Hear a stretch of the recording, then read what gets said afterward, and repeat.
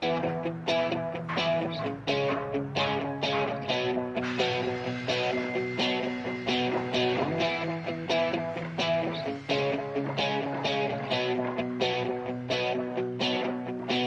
pessoal, sejam muito bem-vindos ao canal Foco e Aprovação. Para quem não me conhece, meu nome é Reinaldo Batista e eu sou professor de inglês. Bom, hoje eu vou estar apresentando para vocês as if clauses. As if clauses são as orações condicionais em inglês. Primeiramente temos a zero conditional.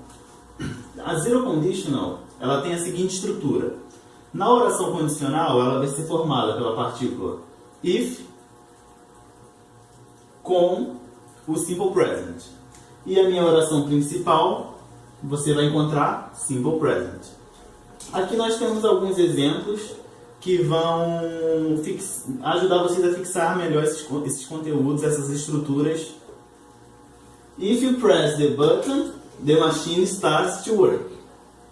Aqui nós podemos identificar dois verbos, to press e to start. Vemos que os dois estão no simple present. A tradução seria, se você pressionar o botão, a máquina começa a trabalhar. O que isso expressa? Algo que é sempre verdadeiro, algo que não vai mudar.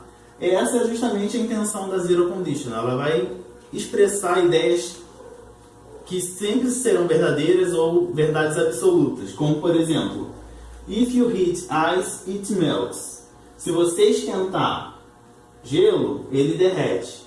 Isso é algo comprovado cientificamente, algo que não vai mudar. O outro exemplo, if I work a lot, I get tired. Se eu trabalho muito, eu fico cansado. Se uma pessoa trabalha muito, ela tende a ficar cansada, não o contrário. Agora veremos um pouco sobre a first conditional, que são as orações condicionais que vão expressar situações possíveis, prováveis num presente ou no futuro. E qual vai ser a estrutura da first conditional? Na oração condicional nós teremos o if novamente, seguido do simple present.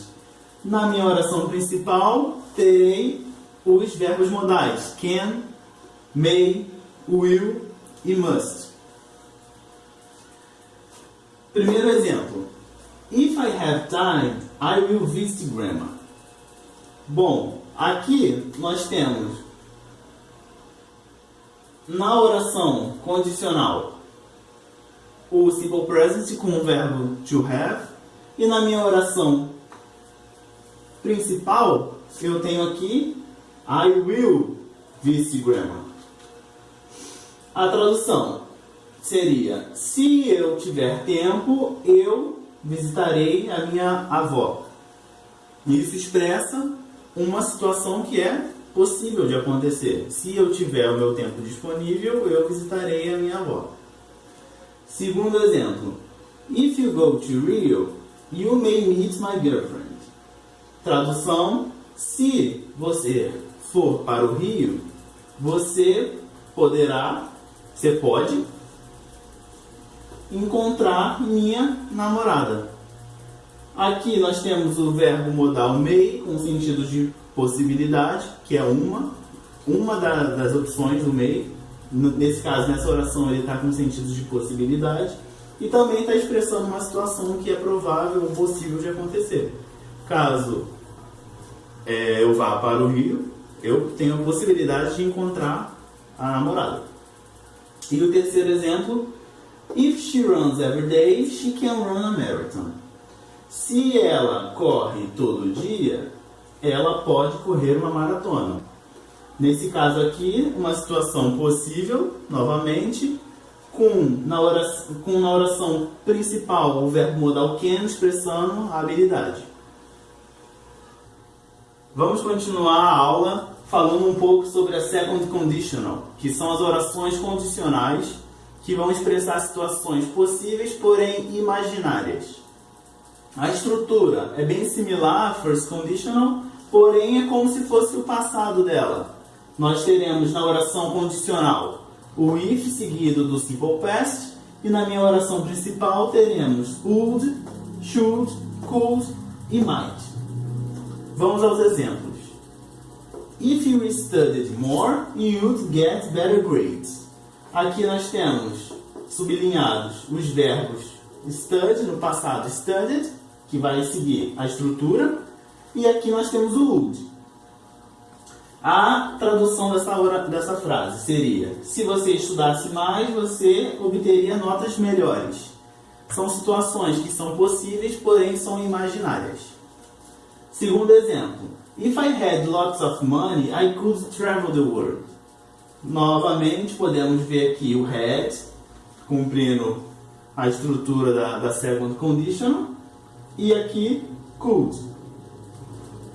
Se eu tivesse muito dinheiro, eu poderia viajar o mundo. Novamente, uma situação que é possível, porém é imaginária. Terceiro exemplo: If he were busy, he might ask me a favor. Se ele estivesse ocupado, ele poderia me pedir um favor. Novamente, uma situação possível, porém imaginária, algo que eu estou supondo. Agora veremos a third conditional, que são as orações condicionais que vão expressar situações impossíveis de ocorrer, algo que já se passou no passado e que não vai ser possível ocorrer. A estrutura, novamente, a third conditional seria como se fosse o passado da second conditional. Aqui onde tínhamos o simple past, agora teremos o past perfect, que é o passado do passado. E na oração principal teríamos would have, could have, should have, might have, seguidos de past participle, que seria o verbo no passado particípio. Então aqui, primeiro exemplo: If I had won the lottery, I would have traveled to Japan. Primeiro vamos identificar a estrutura. Past perfect na oração condicional. Aqui temos had won. Had won. Won, o passado particípio do verbo win, que seria ganhar. E aqui na minha oração principal eu tenho would have seguido do traveled, que seria o passado particípio do verbo to travel, viajar. Certo? Então, if I had won the lottery, I would have traveled to Japan. A tradução seria: se eu tivesse ganhado na loteria, eu teria viajado para o Japão. Ao ler isso, nós podemos ter a conclusão de que eu não ganhei na loteria. Porque se eu tivesse ganhado na loteria, eu teria viajado. Então, se eu não ganhei, eu não viajei. Algo que não aconteceu no passado, por isso não se cumpriu. Ou seja, eu não viajei para o Japão.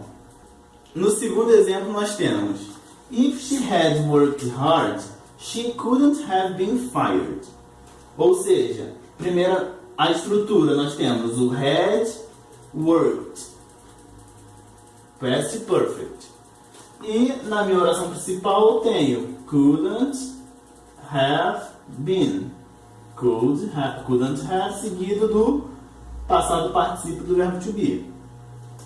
Tradução: se ela tivesse trabalhado arduamente, ela poderia não ter sido demitida. Ou seja, ela trabalhou arduamente?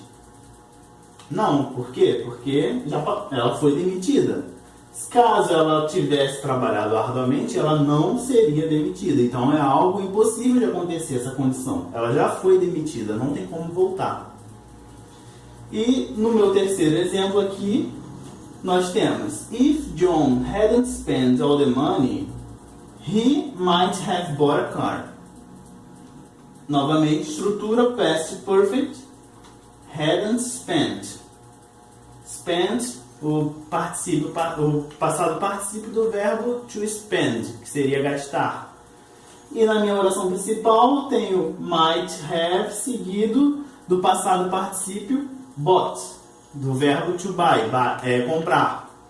Então nós temos aqui a tradução: se John não tivesse gastado todo o dinheiro, ele poderia ter comprado um carro. Ao ler isso, nós concluímos que ele comprou o carro? Não. Por quê? Porque ele gastou todo o dinheiro. Caso ele não tivesse gastado todo o dinheiro, ele poderia ter comprado um carro. Então é algo que não tem como voltar, é algo impossível de acontecer.